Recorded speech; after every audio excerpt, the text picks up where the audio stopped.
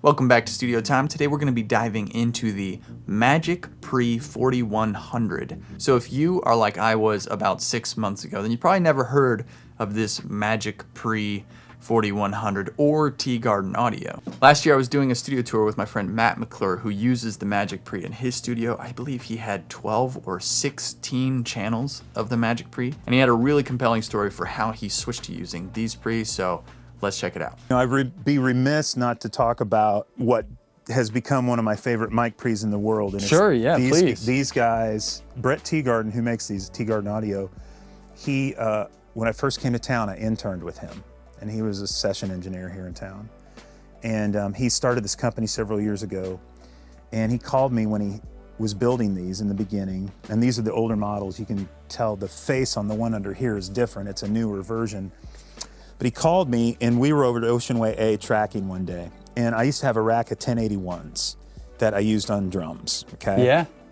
Still one of my favorites. Of course. And I was in Ocean Way A with my 1081s and their 31115 console, right? So I've got 10 million of these things at my, and so I had, that day the drummer was Tommy Harden. I had Tommy come in an hour early, and we had it set up where we could patch over to these really fast. And I ran 16 channels of Teegarden Audio, took out EQ settings, and did the exact same chain that I would do. And then we A-B'd, and I ended up tracking that day with the Teegardens. And I was like, I'm not gonna like these things. I'm using Neves, man.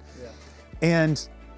And then I went, holy cow, these things sound great. Like, I got a lot of money tied up in these 1081s. So I bought 16 channels, and I moved over to it.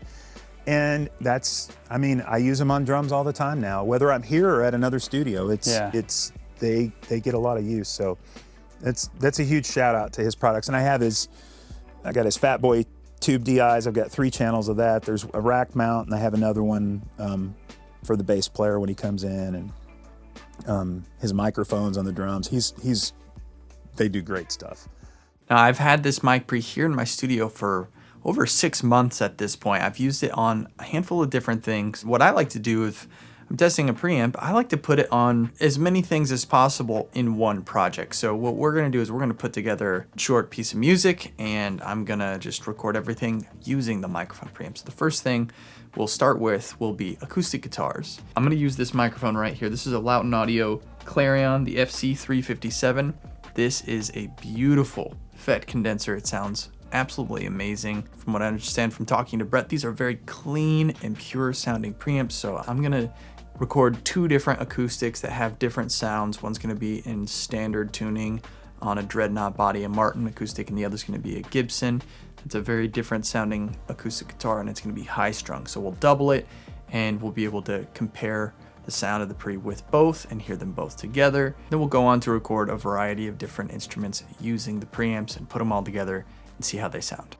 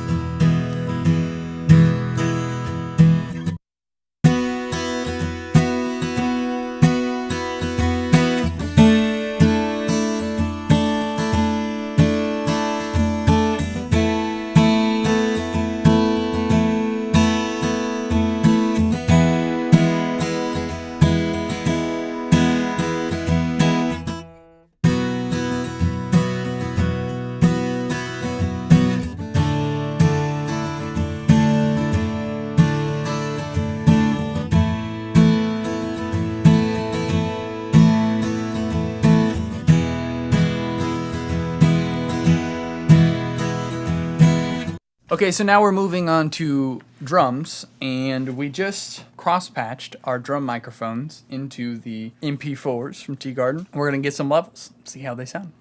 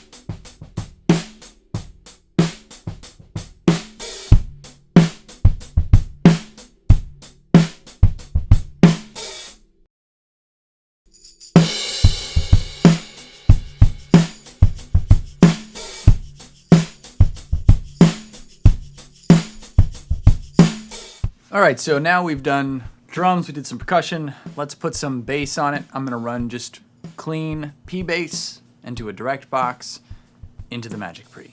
Let's see how it sounds.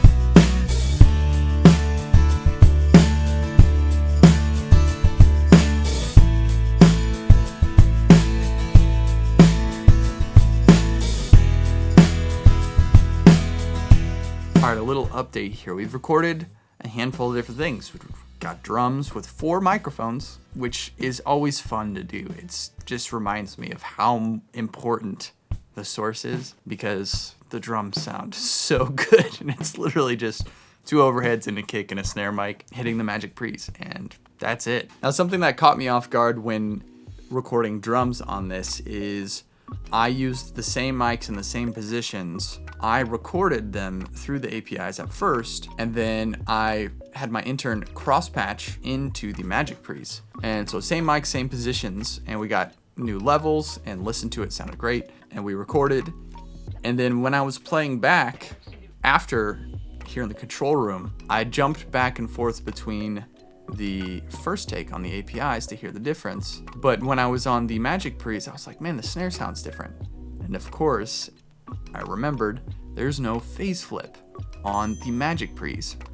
And this is something that I've gotten super used to, and a lot of people I'm sure have. Now, having a phase flip is not necessary at all. In this situation, there is just a pad and just phantom power. So you have no phase flip and you have no high pass filter. So I threw a phase flip plugin on the overheads for the Magic Pre's, and it was awesome. So yeah, there's that little bit of a difference in workflow of getting used to if you like to flip phase on the input. So that's certainly something to remember when using these. It's like, oh yeah, make sure you check your phase in post. And it's obviously very easy to do. All right, now since I'm not a singer, I'm gonna take this opportunity to here's my voice. My voice is going through the Magic Pre's. So a couple takeaways on this product. As I showed you before, after talking to my friend Matt McClure about his experience going from vintage Neve preamps to selling those and switching to these for all of his engineering work, that really resonated with me. I also came up using vintage Neve consoles and have always loved the sound of an old Neve preamp on pretty much everything. So after Matt told me that, I reached out to Teegarden Audio and Brett and got one of these so that I could do this test and get my own opinion and share it with you. So here's what I've come up with. There's a lot of fantastic microphone preamps. I think today, more than ever, we have just such awesome options for preamps. So what makes this one different? Well, the first thing is this is not a clone. It's an original design designed to stand up on its own, based on Brett's design philosophy. And his philosophy is don't put anything additional that you don't need in that circuit, which from a practical standpoint means removing all the extra switches that you might get on other preamps that you're used to using, like the phase flip that I had mentioned before. Another takeaway is this is a small, local, Nashville-based business where they completely hand wire and test all of the units right here in Nashville. This 4-channel unit goes for $3,000. The sound of it is awesome. It's a really fantastic, very clean, but very big and full sounding preamp. And you know, the preamp is like one part of the chain. Of course, you don't need the greatest preamp in the world.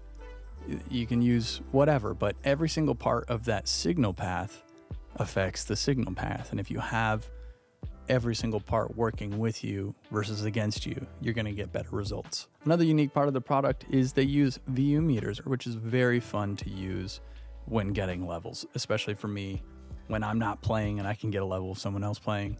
It's really, really fun. For a $3,000 product, it's actually surprisingly competitive. Again, you're getting 4 channels, so $3,000 divided by 4 channels is actually competitive if you put it up next to some APIs or Neves or other high quality preamps, AEAs. I have all all of those here. A little bit of an adjustment not having the polarity switch, but I think the trade-off for the pure, clean, simple circuit is worth it. It does sound really nice. I'd love to hear your thoughts and what you guys think. I'll put a link to this product as well as some of their other ones down in the description. If you're in the midst of setting up your own new studio and you have any questions, you can book a consultation with me on my website. Contact me, book studio time, whatever you want to do. Check all that stuff out down in the description.